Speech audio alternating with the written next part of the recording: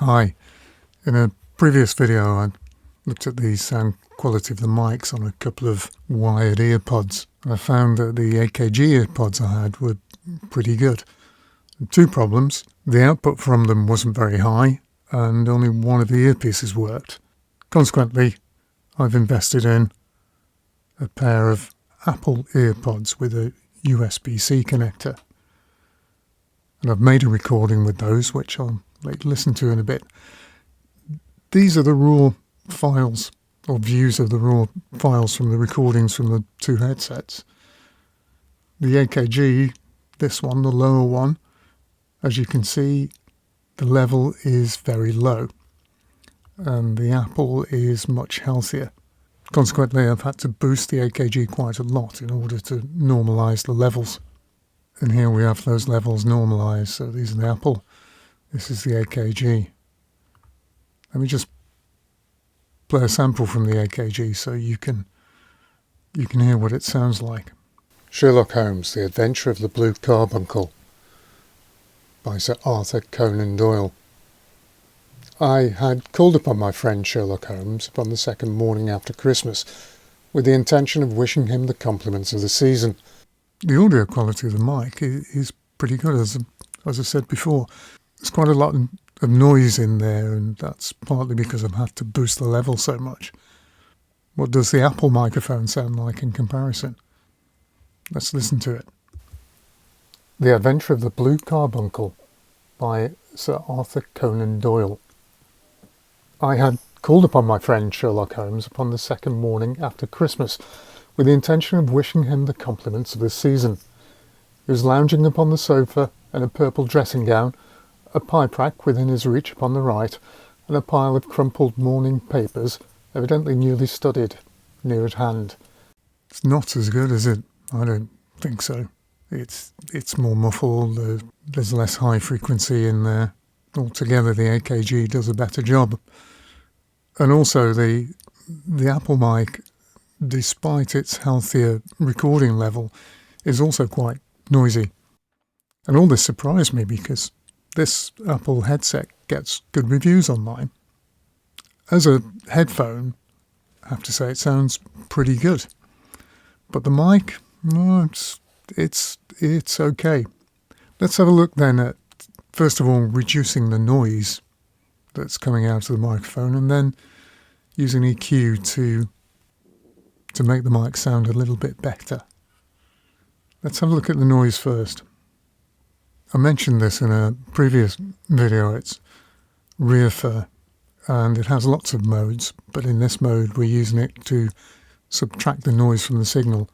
So in order to do that, you select a part of the signal where there's just noise, and this is what it sounds like.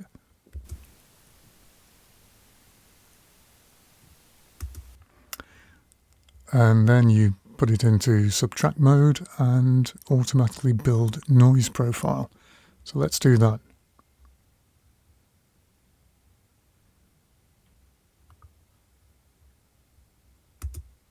And you can see it's effectively removed the noise from the recording. This is the noise profile. And as you can see, most of the issue is between 50 and just over 1K. Let's listen to what the recording sounds like now. The Adventure of the Blue Carbuncle by Sir Arthur Conan Doyle. The noise is gone, but obviously it hasn't improved the sound at all. Now, if you're lucky enough to have Reaper, then this is free, but if you don't have Reaper, there is another free alternative that seems to work pretty well. This plugin is called Denoiser Classic, which pay as much as you want to, which can be free if you like. The way you use Denoiser is it has these fixed frequency bands, so you can modify them slightly just by increasing the lowest frequency, but we'll keep it on 25 Hertz.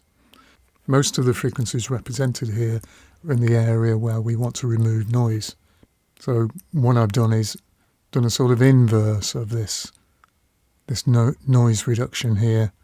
And the way you use this, let's go back to the noise that Reafir is disabled. So let's play the noise again. can't hear anything. That's because this is enabled. So what you would do, normally you'd have to play around with the bands here, but because I know where the noise is, I don't have to do that. So once you've set this up, you can take the threshold level and just increase it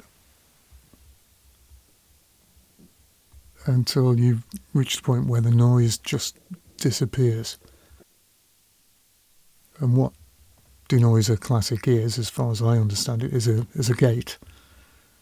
So what it's doing is any signal level in a particular band below the threshold is being removed. So it's only signals above the threshold that you'll hear. So let's have a listen to the voice recording again. The Adventure of the Blue Carbuncle by Sir Arthur Conan Doyle. I had called upon my friend Sherlock Holmes upon the second morning after Christmas. That's worked pretty much as well as Reafir. It's good for this sort of noise where you can see a definite noise profile. It shouldn't really introduce any artifacts. I guess you may hear some clipping, but that's not obvious to me. And the Pro version gives you some finer grain control, so that might be what you need. So it's an alternative, very simple alternative to the noise reduction that you get in Isotope RX, but a lot cheaper. Can't do anywhere near what RX does, but for simple situations like this, it's perfectly usable. The next thing then is to try and make the sound of this mic, this Apple mic, more palatable. In the previous video, I used TDR Nova to good effect. And I was playing around with this and comparing it to the mic I'm using now, a Rode XCM50. And if you listen to this mic on the sample, I had called upon my friend Sherlock Holmes upon the second morning after Christmas, with the intention of wishing him the compliments of the season. To my ears, that's quite a lot better, and the XCM50 is a condenser mic and it has a built-in DSP, so I've tailored the sound somewhat to my preferences. So I don't have to do anything in post to modify that sound because it's what I'm looking for. What I tried to do with Nova is to try and match the sound from the Apple Earpods, and to be honest, I was having quite a bit of difficulty getting there. And I was looking around and then I found this plugin called Spectrum Thief. Now this is from a UK plugin developer, and what Spectrum Thief does is to create impulse responses. Now, an impulse response sort of embodies the frequency characteristics and the reverberation characteristics of a signal. So you can record an impulse response and then apply it to any other sound, and it's commonly used for replicating the sound of guitar speaker cabinets and adding room reverb or hall reverb to signals, and it works really well. Additionally, what you can do with this is you can record a target impulse response and a source impulse response, and then use that to calculate the difference between the two, so you can make the source sound more like the target. And that's what you're seeing here, but let's just clear those and we'll see how it works. So the target in this case will be the XCM50. If I start recording that, a pipe rack within his reach upon the right, and a pile of crumpled morning papers, evidently newly studied, near at hand. Beside the couch was a wooden chair, and on the angle of the back hung a very seedy and disreputable hard felt hat, much the worse for wear, and cracked in several places. Okay, that's going to do for demonstration purposes. So that's sort of the frequency response of the target, if you like. Quite a bit of low frequency energy there. Let's then do the source, and the source is going to be the Apple Earpods. The Adventure of the Blue Carbuncle by Sir Arthur Conan Doyle. I had called upon my friend Sherlock Holmes upon the second morning after Christmas with the intention of wishing him the compliments of the season. He was lounging upon the sofa in a purple dressing gown, a pipe rack within his reach upon the right, and a pile of crumpled morning papers. So there you can see we now have the orange curve. So the blue curve is the target, what we're aiming at, and the orange curve is the sound of the thing that we want to emulate the target with. And then you have the white curve, which is the difference between the two. And we can listen to that because we can use the audition button. So this is now the Apple Earpods, hopefully sounding a bit more like the Rode XEM. The Adventure of the Blue Carbuncle by Sir Arthur Conan Doyle. I had called upon my friend Sherlock Holmes upon the second morning after Christmas with the intention of wishing him the compliments of the season. And now, without the modification, The Adventure of the Blue Carbuncle by Sir Arthur Conan Doyle.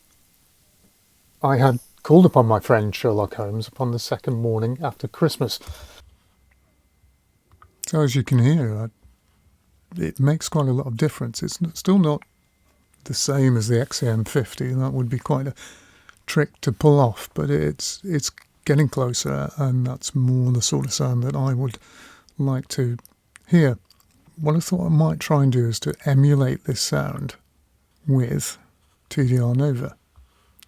This, if you like, is a version of the curve that we have here, the difference curve. It's a bit exaggerated because played around with it slightly to get the sound that I want out of it. And you can see on Spectrum Thief that if I hold the cursor in a particular place in the top right, which is here, you can see the frequency and you can see the relative dB level. In this case, at this point, we need to subtract minus 4.7 dB at 14,645 Hertz. So I've done that there very roughly and produced this curve based on this. So this is what this one's disabled now. Let's enable Nova. This is what the signal sounds like with Nova. The Adventure of the Blue Carbuncle by Sir Arthur Conan Doyle. I had called upon my friend Sherlock Holmes upon the second morning after Christmas with the intention of wishing him the compliments of the season. And without the EQ. The Adventure of the Blue Carbuncle by Sir Arthur Conan Doyle. I think, as you can hear, it's removed quite a lot of the boxiness, which is this band here, band 2. So that's at 731 Hertz, which is pretty much where you'd expect that boxiness to occur in a human voice. It's boosted the upper frequencies because those were lacking in the mic, and there's a little resonance boost at band 1, which is 140 Hertz, to give it a bit more presence. And then we've got a high pass and a low pass filter. So there we have the Apple microphone, sounding a little bit more like the XEM. Let's just, out of interest, do one final playback. I had called upon my friend Sherlock Holmes upon the second morning after Christmas with the intention of wishing him the compliments of the season.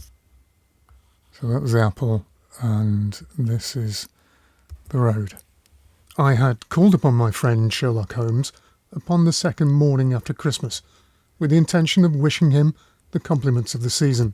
I think you'll agree that the XM still sounds a lot more refined than the Apple Earpods, but the Earpods are getting a bit closer, and it's probably usable, certainly usable for calls, either on the phone or video calls. And all in all, they only cost me about £17, so I think it's money well spent. But what fascinates me is that those AKG Earpods had a microphone that I felt was significantly better, and it does make me think that maybe there is a an earpod mic out there that's really good, that produces a decent level and has earpods or earpieces that also sound good for listening to music. And it makes me think that some of the IMs might be perfect for that, but the problem is you don't know what the mic sounds like. The only way you can gauge that is to buy it. And I'm not sure I want to invest lots of money in buying different IMs just to see what the mic's like, which is where you come in. So if you have any experience using these sort of things, this sort of tiny little mics that are on IMs and earpods, then is the one that works really well, that might be worth having, that might be a sort of stopgap, if you like, if you're in the middle of nowhere and want to record something on your phone and for whatever reason don't want to use the built-in mics on the phone. What's my recommendation? I don't think I have one really. I think the Apples are okay, but they disappointed a bit because there was so much hype about them. Great for calls though, much better than Bluetooth earbuds in terms of the mic sound quality. And that's it. Thanks for watching. Thanks for listening. And I'll see you next time.